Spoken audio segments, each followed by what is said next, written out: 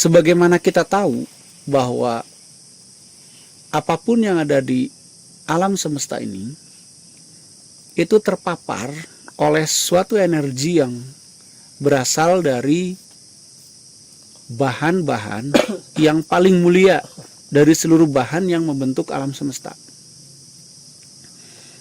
Bahan yang paling mulia ini memancarkan energi sesuai dengan unsur dan sifat bahan itu.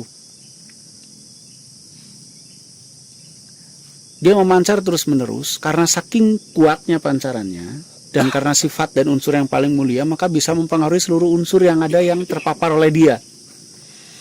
Sehingga menyerupai, punya sifat menyerupai, unsurnya mah tetap beda.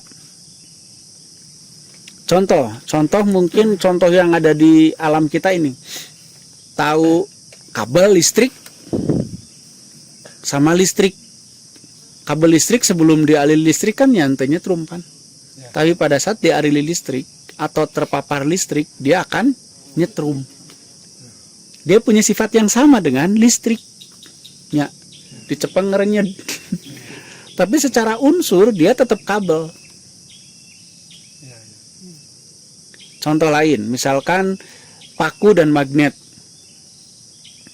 Paku yang belum terpapar oleh magnetik, ya dia nggak akan bisa narik besi lain. Ya.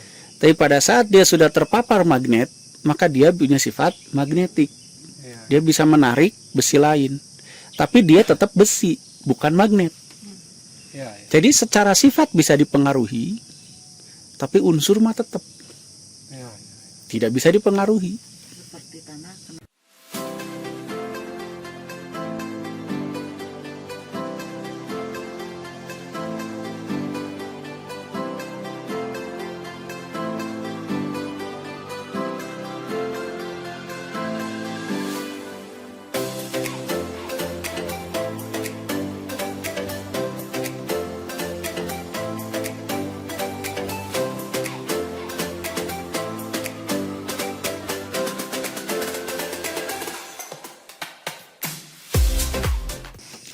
Sampurasun.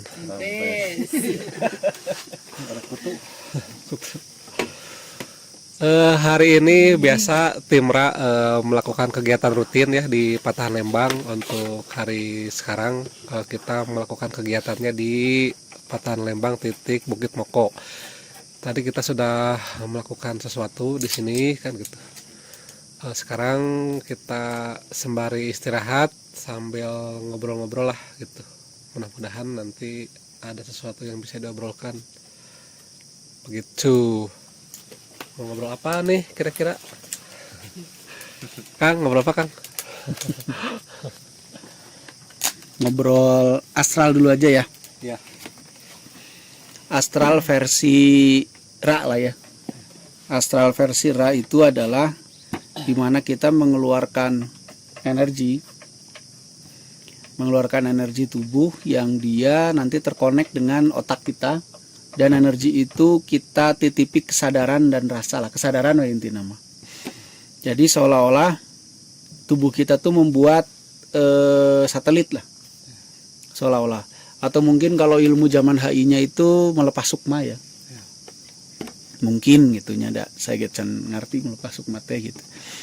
Tapi itu yang kita lakukan. Saya tidak bermaksud membandingkan antara yang tidak begitu dan yang begitu.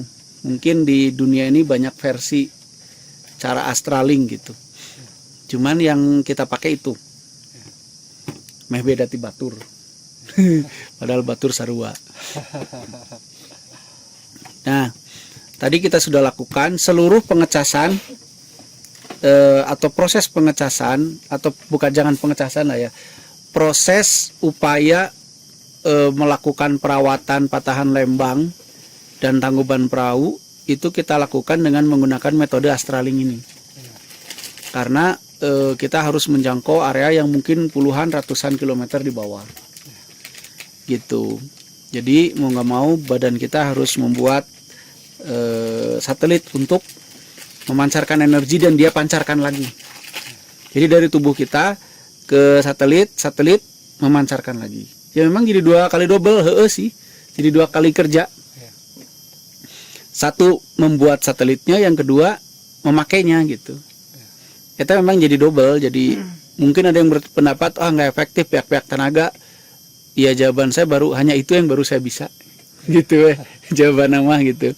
Udah debat ya percumanya antara bisa jeung teu bisa gitu. Jadi debat ya percuma, jadi ya hanya itu yang baru saya bisa gitu. Kalau ada yang lebih canggih lagi itu ya alhamdulillah gitu.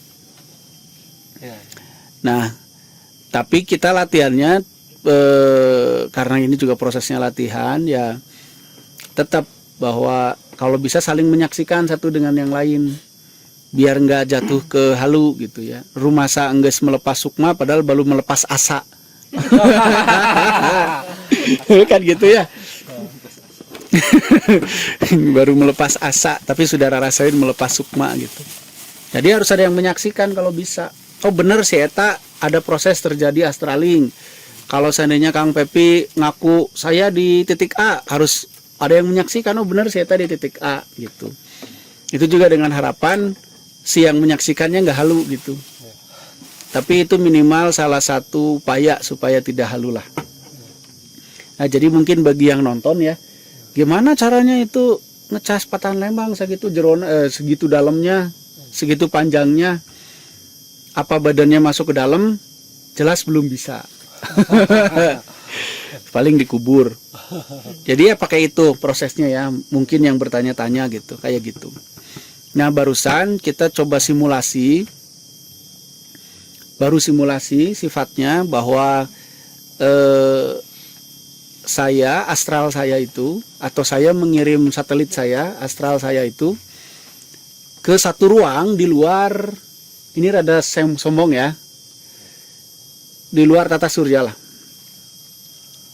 Kalau saya menyebutnya ruang hampa. Ternyata di sana memang karena ada kerapatannya berbeda, gelombang elektronnya berbeda, akhirnya kalau bahasa saya pergerakan molekulernya juga berbeda dari di planet. Nah, ternyata semua merasakan perbedaan. Nah, nanti kita tanya satu-satu nih. Pada saat kita tadi terkoneksi dengan sebut saja vibrasi ruang hampa itu seperti apa gitu ya, kesaksiannya gitu masing-masing gitu. Kumaha Pep didinya? Oke. Kalau saya tadi lebih ke merasakan tubuh ya gitu, terus feeling juga seperti apa. Nah pas yang tadi ketika kita melakukan itu ya Kang Rocky gitu membawa itu, saya dari sekitar dulu saya merasakan sekitar itu jadi lebih tenang, lebih adem gitu. Nah, terus di kejiwaan jadi tenang. Kemudian itu ada saya seperti energi tubuh gitu jadi lebih aktif gitu, jadi si hawa lebih panas gitulah si tubuh gitu.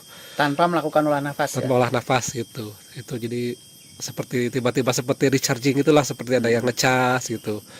Nah itu saya full aja ngerasain, nerima gitu, nggak gimanain.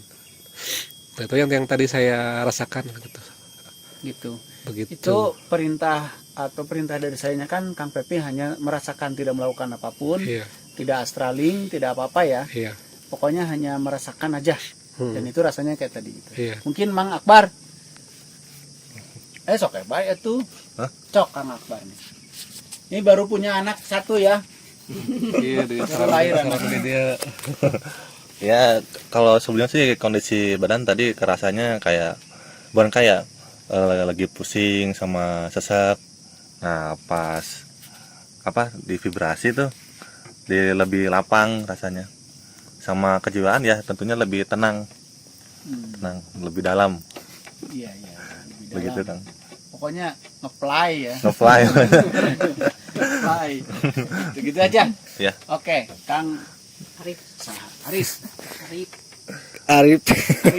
tertundung.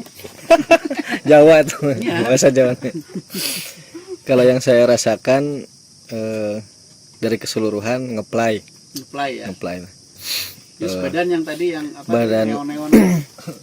Terus yang pertama banget dirasakan itu badan saya serasa banyak titik-titik merah di seluruh badan ya, termasuk muka semuanya. Terus berubah menjadi, bukan menjadi cahaya, kayak diselubungin cahaya gitu.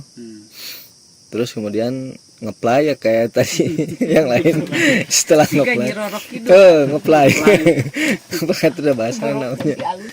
Setelah ngeplay langsung pas balik kayak nembus kaca warna hijau gitu sih yang saya rasakan. Setelah itu kayak ada hawa panas di sini, dan sekarang juga masih agak sakit truk kayak gitu. Dibun-ubun. Jadi sekarang juga masih kayak dilempeng-lempengkan lah, mun sarap mun mengkong. Gitu sih yang saya rasakan. Sekarang ke Teh Neng. Sama. Idem. Ya awal ya sama aja sih. Awal mah terasa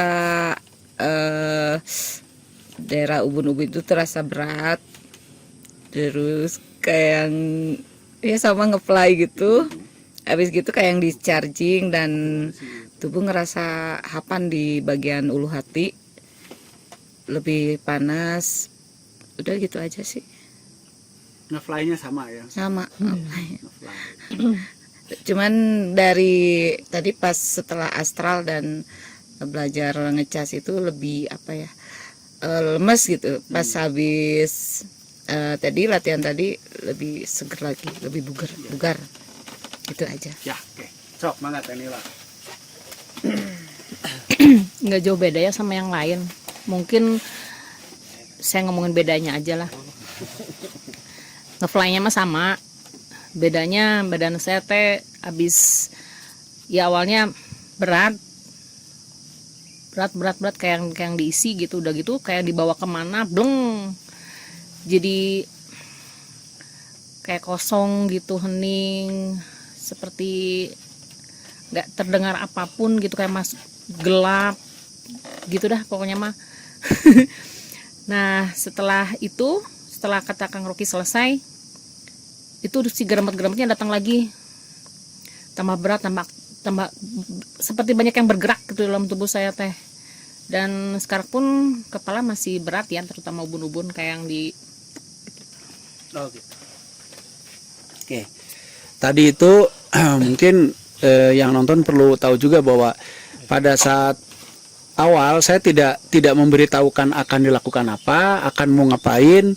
Saya cuman bilang rasain aja badannya masing-masing, dengan tujuan supaya tidak tersugesti. Tapi ternyata rasanya kurang lebihnya satu dan yang lain itu sama gitu. Nah, ini adalah metode latihan baru saya ya, bukan yang lain gitu. Ini mah latihan baru memanfaatkan pengetahuan baru gitu. Mudah-mudahan karena tubuh kalian sudah punya sensasinya, mudah-mudahan nanti bisa mudah kaditu neangan sensasinya juga kieu gitu. Gitu. Oke. Selanjutnya itu masalah astraling ya. Tadi kita udah bahas astraling itu begitu gitu. Saya mau ngejelasin dikit tentang bagaimana alam semesta yang kita sebut alam semesta ini bekerja. Guru kita Kang Diki Zainal Arifin itu pernah sering menyebut kata kecerdasan semesta. Naon dari kecerdasan semesta? Kan gitu. Naon sih eta teh sebenarnya gitu. Nah, lagi-lagi ini saya katakan ini versi saya. Maksudnya versi saya ini tafsir yang bisa saya dapatkan. Dengan tentu saya menghormati segala tafsir yang orang lain punya tentang kata itu gitu. Mungkin teman-teman yang lebih sering ngobrol sama Kang Diki mungkin punya tafsirnya sendiri. Ini mah tafsir saya gitu.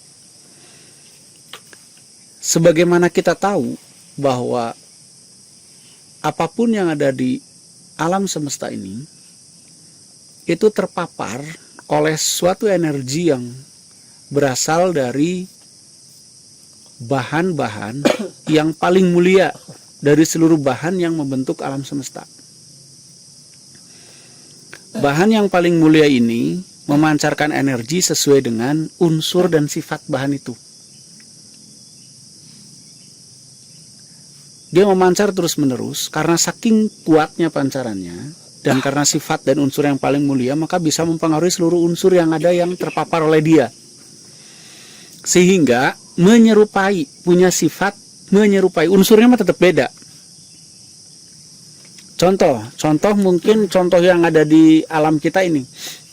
Tahu kabel listrik sama listrik. Kabel listrik sebelum dialiri listrik kan nyantainya terumpan. Tapi pada saat dialiri listrik atau terpapar listrik, dia akan nyetrum. Dia punya sifat yang sama dengan listrik. Ya, dicepeng ngerenyed. Tapi secara unsur dia tetap kabel. Contoh lain, misalkan paku dan magnet. Paku yang belum terpapar oleh magnetik, ya dia nggak akan bisa narik besi lain. Tapi pada saat dia sudah terpapar magnet, maka dia punya sifat magnetik. Dia bisa menarik besi lain.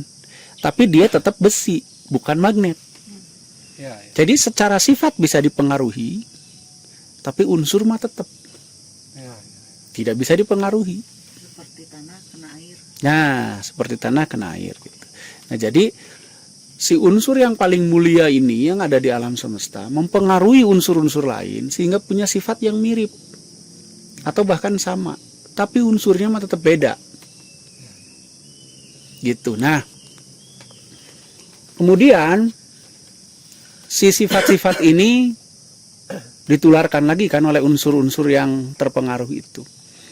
Sehingga seluruh unsur yang ada di alam semesta mirip dalam tanda petik sama dengan unsur yang lebih mulia itu. Kenapa disebut mulia? Karena lebih bagus memang dari yang lain. Kalau mulia mah hanya kata-kata kita aja. Jadi sebenarnya kan nggak ada yang mulia yang, tapi itu lebih oke lah gitu dari unsur dan sifatnya. Original. Original. Nah, jadi semua terbentuk dan bekerja akhirnya sesuai dengan sifat itu. Bambu jika kieu diduruk bisa, lamun garing jadi koneng gitu kan, dipakai ngagebuk nyeri, teneng jadi begitu, tenila begini, ini semuanya begini karena pengaruh dari sifat unsur yang lebih mulia tadi. Gitu. Makanya kemudian ada seorang tokoh zaman dulu yang mengatakan bahwa apa yang ada hanya pancaran dari unsur tersebut. Memang betul kalau dari situ mah. Manusia bereproduksi dengan cara begini, kayu dengan cara begitu, ini yang binatang itu semua karena pengaruh kayak tadi. Listrik yang mempengaruhi kabel. Gitu. Loh, kok jadi banyak sekali kemungkinan? Iya, karena memang seperti itu. Ini sangat luar biasa. Kemungkinan segala ada di sini gitu. Karena sifatnya yang luar biasa tadi, sifat dan unsurnya luar biasa. Jadi mungkin bayangan kita segala sesuatu terjadi itu dimplek-emplek gitu ya, dicetak gitunya. Saya tidak berpendapat begitu. Semua terjadi sendirinya karena paparan unsur itu. Contoh seperti, maksudnya terjadi dengan sendirinya itu bagaimana? Begini. Contohnya ya, pada saat air dipanasin, siapa yang bikin mendidih? Api. Panas. Semuanya dong. Ya api, ya air, ya penampangnya, penampungnya. Kan semua punya sifat dan unsurnya. Ya. Air karena punya sifat karena unsur dan sifatnya begitu, dia jadi mungkin untuk mendidih, menguap. Ya enggak, api dia punya sifat dan unsur begitu, dia bisa memanaskan. Tapi kalau dihalangi yang tidak bisa menghantarkan panas pun ya nggak akan mendidih. Gitu loh. Nah, karena sifat dan unsur setiap benda itulah yang menyebabkan air menjadi sebenarnya dengan tidak sendirinya, dengan kolaborasi itu air menjadi mendidih. Jadi bukan mendidihlah kamu, mendidih enggak kayak gitu. Gitu ya. Kuncung enggak kayak gitu. Ya, makanya kemudian ada rumus sebab akibat. Kenapa harus ada sebab akibat? Karena ada sifat dan unsur, semuanya mempunyai sifat dan unsur. Kalau sifat unsurnya saling berkolaborasi, maka jadilah sesuatu. Tapi ingat, ini tidak akan lepas dari sifat dan unsur si yang tadi, yang super itu. Karena dia yang mempengaruhi sehingga sifatnya sama. Makanya dia menjadi maha. Gitu loh. Misalkan Tenila ku Akbar dikutuk. Poek. Nggak kayak gitu proses poeknya. Pasti ada sifat dan unsur sesuatu.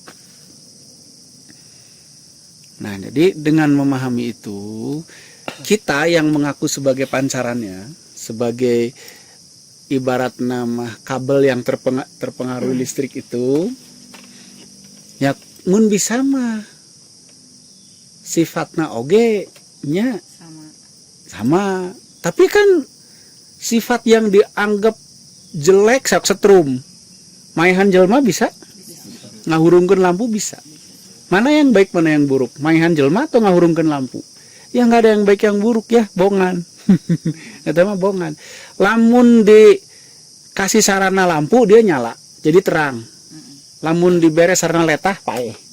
Kan gitu kan ya, dijilat mati. Nah, jadi kita dalam menjalani hidup pun ya sok atuh sesuai dengan sifat aslinya.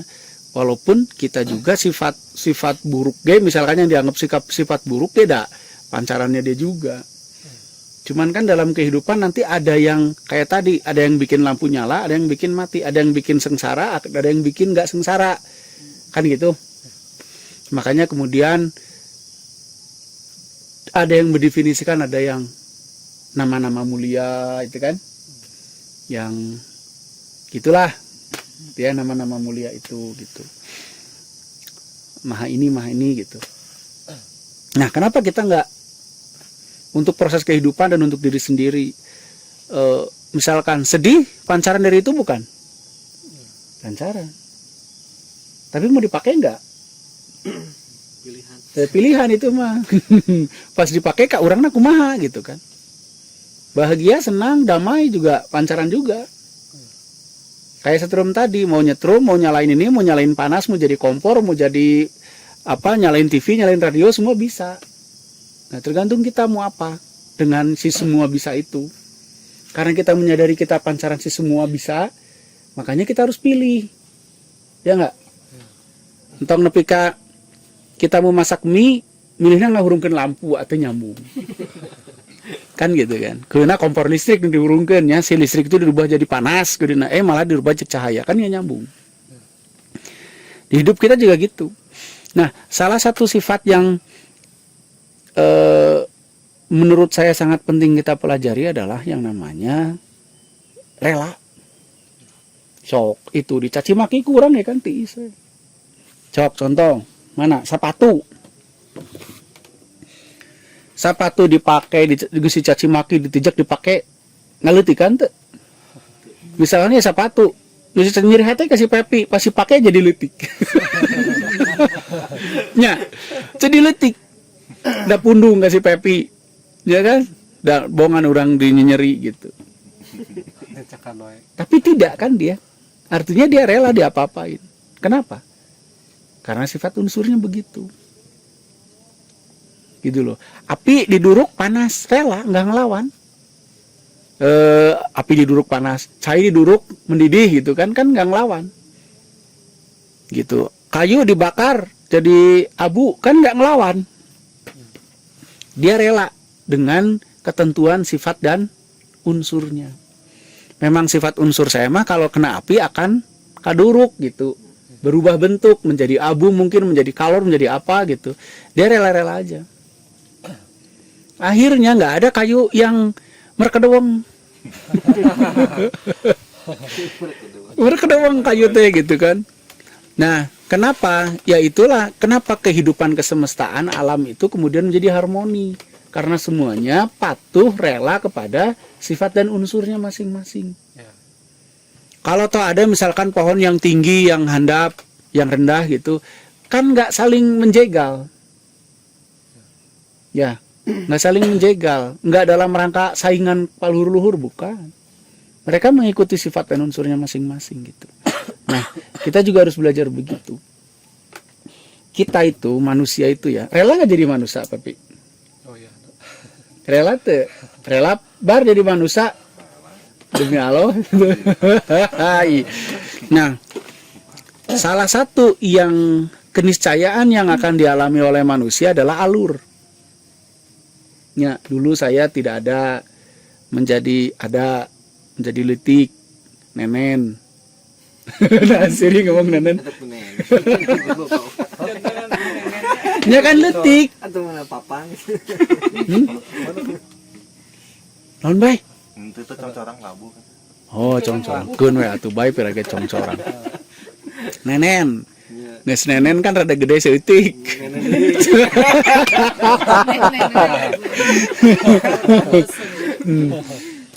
Tapi rela kan bayi nenen ya?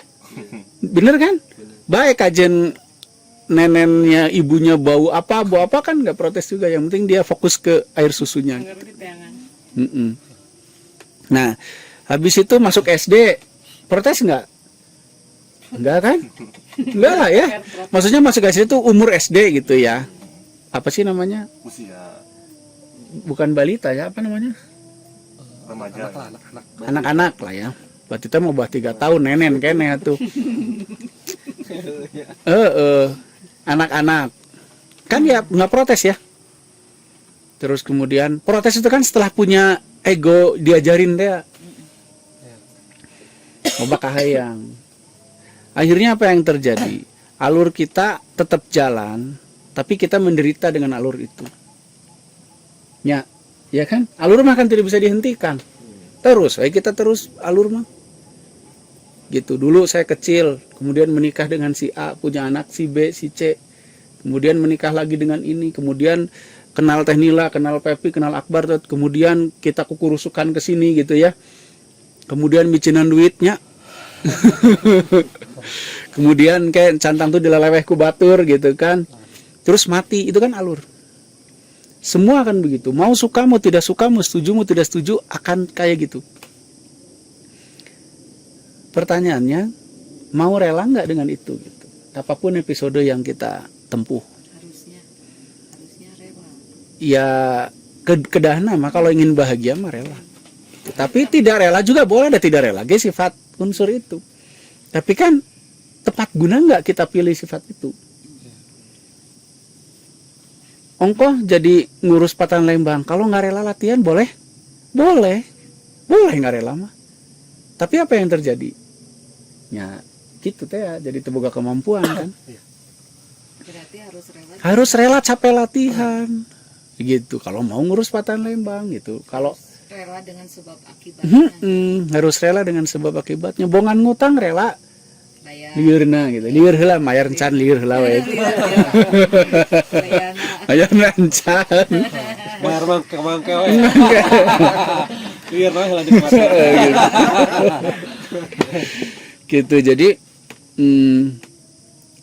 kalau kita nggak punya itu, ya kita namanya nggak rela jadi manusia dong. Dah itu mah ada fitrah manusia, ada alurnya. Semua juga ada alurnya. Pohon kan mereka mah rela dengan itu semua. Kita yang kadang-kadang suka error ini teh. Ongkoh ngejalanin alur tukang ngurus patahan tapi nggak mau latihan, nggak rela latihan. Rela teh naon? Ikhlas rela teh naon? Jalani ge bisa teh ikhlas. Menerima apa adanya. Oh lebih dari itu. Ikhlas itu jika nenen emang jika modal. Ya. Jalani dengan nikmat. Gitu. Karena ngerti keniscayaannya emang begitu, urang daharnya kudu dipikeun kan gitu. Ya udah. Hah? Mulus ente. Nya, tah pas mulus mencret, pas ngejin keluar ikhlas tuh. Ikhlas. Ya udah eta maksudnya teh eta. Walaupun ada rasa sakit dari mulus itu tapi nya. Eta mah keniscayaan atuh bongan. Bongan kan dahar cabe. Nya dalam mun teu dahar cabe mah mulus wajar kan, dan saya yakin tidak ada yang protes gara-gara mulus hayang modal. Kecuali mulus gering. Makan cabe berlebihan mulilit protes. Tapi mulus biasa hayang modal mah Ente waduh ente. Namun bulan puasa katanya tos sahur mulus asa lebar gitu.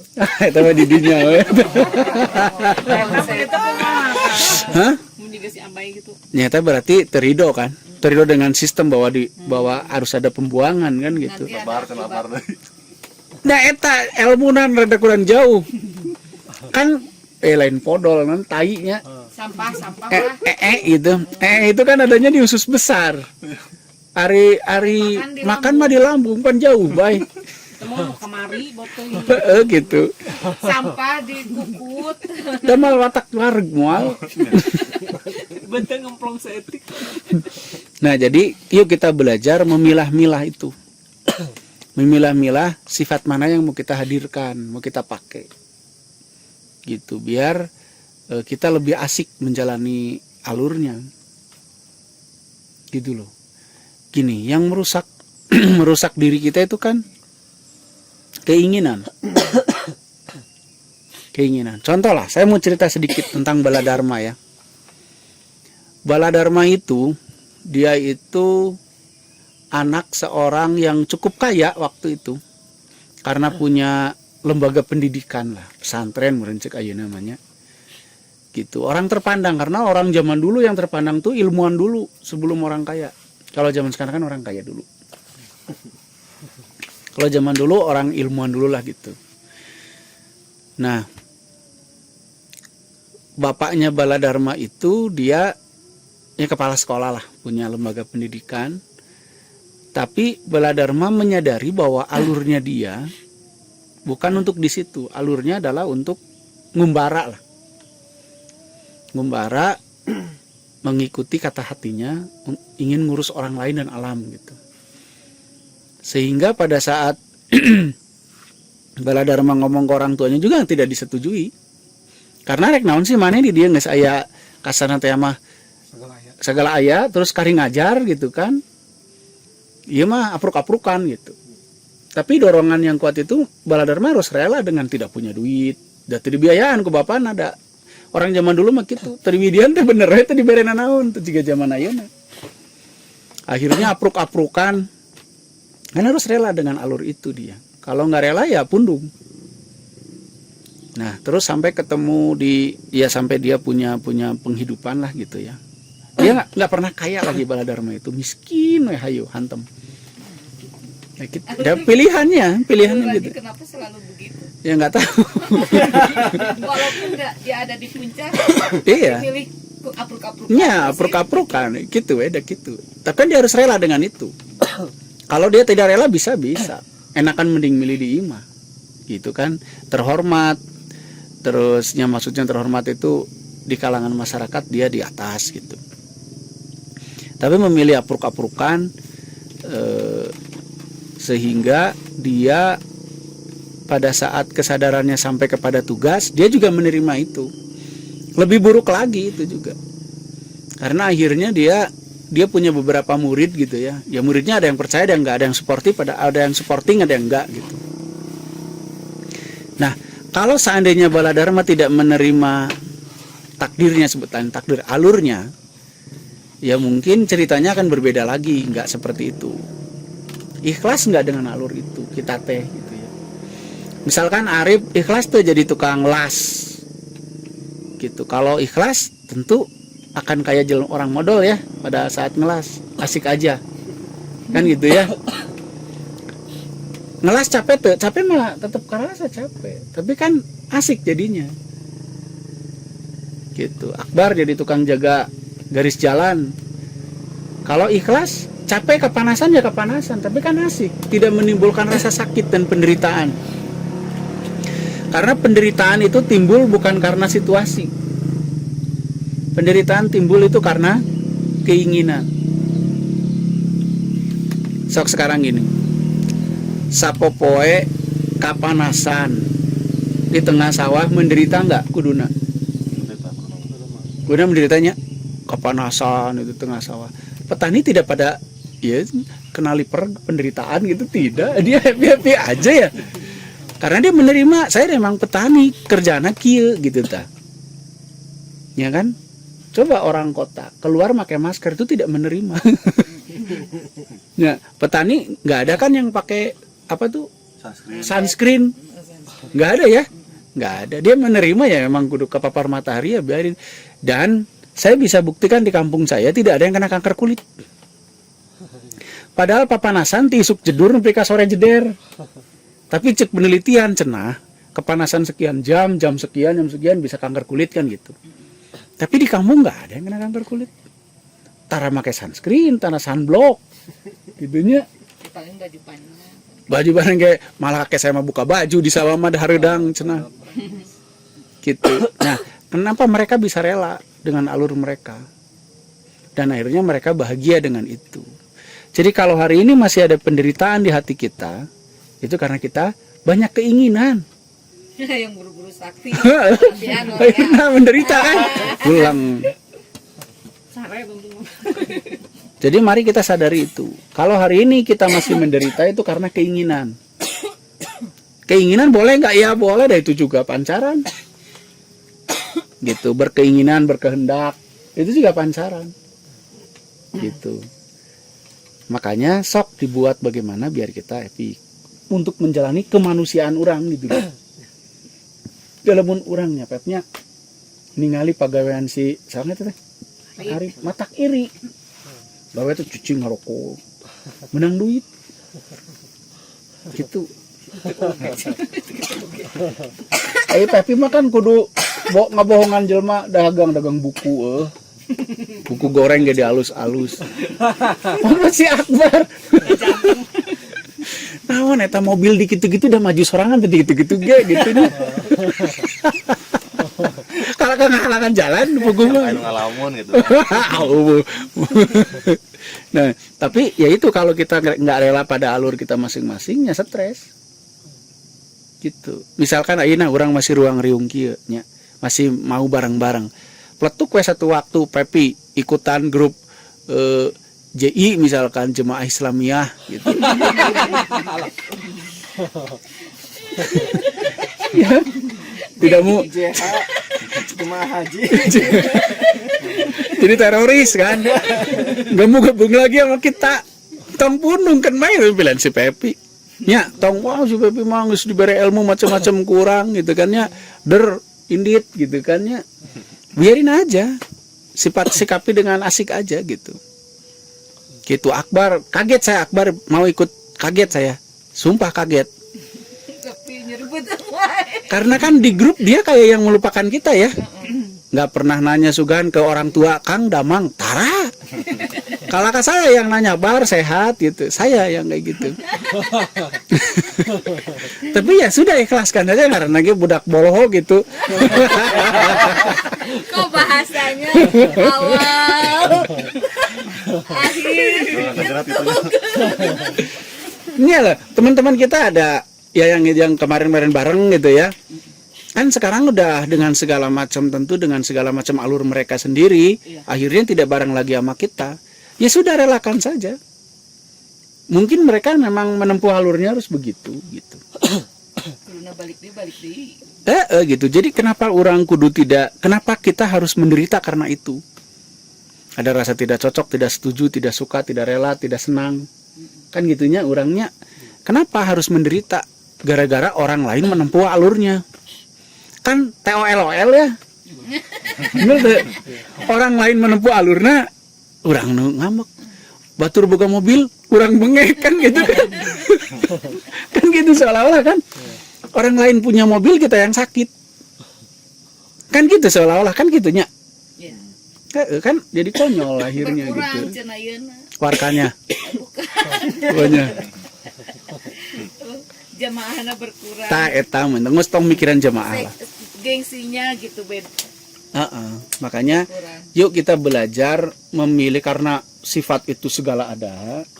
Yuk pilih-pilih gitu untuk menjalani kemanusiaan kita, yang mana yang sekiranya satu membuat kita cepat maju. Rasa-rasa yang negatif, yang kita anggap negatif itu susah bikin kita maju loh. Karena nggak move on wae-nya kan gitu. Misalkan teneng hayu we diganggayong ku masa lalu, kan hese jadinya. Tidak ikhlas melepaskan alur yang sudah lewat. kan susah. Ya enggak? Hidup kakungkung ku masa lalu itu susah. Masa lalu itu kapan? Detik tadi juga masa lalu. Kan gitu kan? Iya. Yuk belajar gitu. Nah, selanjutnya kalau kita memahami bahwa kita adalah pancaran yang serba ada lengkap di sana, berarti kita serba mampu juga sebenarnya, Mak. Jadi tadi kita harus milih-milih karena semua sifat ada, berarti harus pilih-pilih, ya kan? Tong kabeh dirawu lieur, sing tepat situasi aja. Tuh, ai nyeri hati atau nyeri hati, panas dan segala macam, ya itu bukan sumber penderitaan. Jadi akbar kuli capek belum tentu harus menderita. Menderita mah karena tercocok dengan hati. Nah, cocokin dengan cara rela ikhlas itu. Terus yang kedua itu tadi kita berarti mampu. Tinggal syariatnya kumaha akan jadi mampu. Jangan ada mungkin, nggak mungkin itu nggak ada, nggak mungkin itu ada dan tidak ada gitu. Nggak mungkin ada pada saat memang nggak mungkin. Jadi nggak mungkin. Misal orang hayang naon tapi tidak nyariatan jadi temungkin. Tapi lamun orang yang hayang naon jadi disyariatan jadi mungkin. Nah, untuk itulah pentingnya kita mengenal si sumber yang tadi yang kita anggap mulia itu. Kalau kita tahu sifatnya, nanti kita belajar dari sifat-sifat itu. Karena kita juga punya kesamaan sifat dengan dia gitu. Kesadaran itu gini ya. Kesadaran kan berawal dari kata sadar. Sadar itu kan mengetahui dengan pasti. Jadi kesadaran itu adalah kondisi di mana kita benar-benar mengetahui dengan pasti sesuatu. Kalau kesadaran ke tubuh berarti kita mengetahui dengan pasti tubuh. Kan gitu kan.